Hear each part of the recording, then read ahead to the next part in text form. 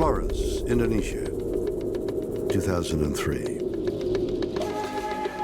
Archaeologists conducting excavations within the dark recesses of the Lianghua Cave uncover the skeletal remains of a primitive human.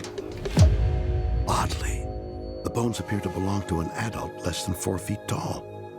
And genetic analysis reveals that the person's short stature was not due to deformity. Remarkably, this individual belonged to a previously unknown species of miniature humans that lived 60,000 years ago. The team of scientists excavating on Flores uncovered the partial skeleton, which we now know as LB1, or Lianghua 1. It immediately sent shockwaves around the world. We know it's a member of our genus Homo because it has characteristics of its teeth and jaws that we use to define our genus. So it's these features that help us understand that it is closely related to us, but smaller. After further study, the newly discovered species of miniature humans was given the name Homo floresiensis, after the Isle of Flores on which it was discovered. The $64 million question is, how did the ancestors of Homo floresiensis reach Flores? Flores is an oceanic island. That means it's never been connected by land to either the Asian continent or the Australian continent. It's long been thought that only modern humans were clever enough to somehow reach these kinds of islands by crossing open water. And so to find Homo floresiensis on this oceanic island shows us how much we underestimate earlier hominins in terms of their dispersal capabilities. What's most interesting is they found tools on the Isle of Flores. Finding tools on this isolated Indonesian island opens up a Pandora's box of ideas. How did they get there? How far back do these beings exist? And what level of sophistication do they have? Homo floresiensis disappears roughly about 50,000 years ago, but we only have evidence from this one cave. And so I think there's still a lot that we need to uncover to figure out the most likely explanation for their extinction. Due to their stature, some anthropologists began calling Homo floresiensis the hobbits, in reference to the furry-footed characters from Middle-earth, popularized by author J.R.R. Tolkien in his 1937 book, The Hobbit, which has led many to wonder, could hobbit-sized humans be part of a missing link?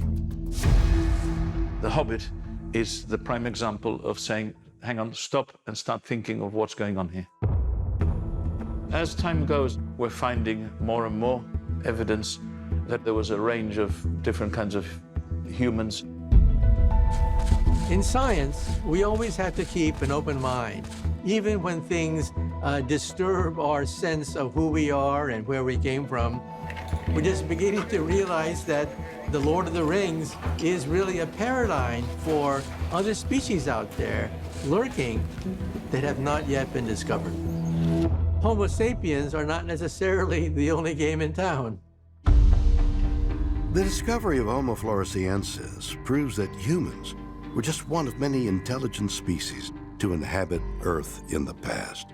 But remarkably, there could be evidence of not only hobbit-sized humans, but also a species of giants that once lived in what is now modern Russia. The Altai Mountains, Siberia. Archaeologists conducting excavations inside a cave make an unexpected discovery. They find 2 enormous human teeth, twice the size of a modern person's. What they found was some massive teeth that were so big they thought they were cave bear teeth. But then they were sequenced and they realized it's a new human cousin who may have been 7, 8 foot tall with massive skulls and jaws. It's really a curveball to anthropology. Further analysis of the teeth revealed they were more than 50,000 years old. and belong to a previously unknown human subspecies that has been named the Denisovans. From what little evidence of the bones and the teeth that have been found not only at the Denisova cave in Siberia, but also a huge jawbone that was found in a cave on the Tibetan plateau. There is every indication that giants really did walk the earth in ancient times. Could the human family tree have once included a branch with actual giants? Many experts believe it's possible, not only because of the fossil evidence, but also because legends of extraordinarily large beings have persisted for thousands of years. In the European tradition, we have creatures like giants that are very, very widespread. We know now that folklore can last thousands of years. So, could ancient people have encountered Denisovans and interpreted them as giants, as sort of brutish, as living differently from us, but still able to interact with us? Or maybe they dug up some bones and stumbled across them and said, wow, these guys look really different than we do, and then came up with this story.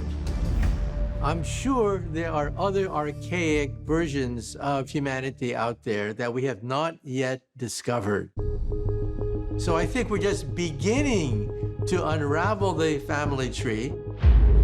There are other hidden branches out there that have not yet been found because we don't have evidence yet, but I think we will as the years go by.